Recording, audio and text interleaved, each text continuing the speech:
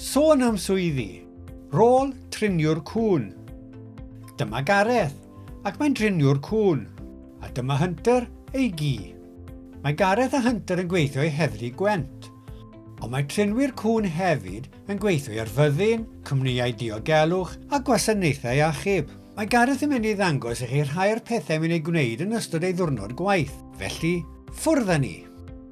Heddiw, mae Gareth a'i gydweithwyr yn yr heddlu yn cynnal y gweithgaredd cymunedol gan ymweld ag ysgol leol i ddangos i'r disgyblion y math o dasgau y mae cŵn heddlu yn eu cyflawni.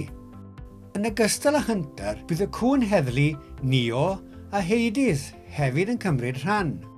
Mae Gareth a'i gydweithwyr yn dangos i'r disgyblion pa fathau o bethau eu mae nhw ar cŵn yn ei gwneud. Fel, chwilio am eitem sydd wedi chuddio. Chwilio am rhywun sy'n ceisio cuddio rhag yr heddlu.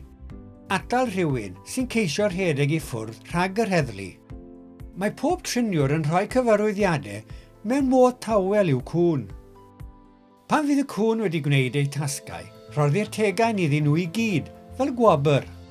Rhan bwysig arall o waith Gareth yw siarad ag aelodau'r cyhoedd, i ennill eu hymddiriedeth a'i cefnogaeth i'r gwaith yma'r heddlu a chŵn yr heddlu yn ei wneud. I wneud y swydd hon, mae angen i chi allu rhoi cyfarwyddiadau clir, bod yn amyneddgar ac yn dawel, gweithio'n dda mewn tîm, ymdrin â phobl a allai fod yn flin neu'n ofnus. Efallai bydd angen i driniwr cŵn weithio hefyd gyda'r nos a phenwythnosau, ym mhob tywydd, mewn mannau peryglus. Mae Gareth wrth ei fodd yn driniwr cŵn, oherwydd ei fod yn hoffi helpu pobl ac yn caru gweithio gyda chŵn, yn enwedig ci fel Hunter.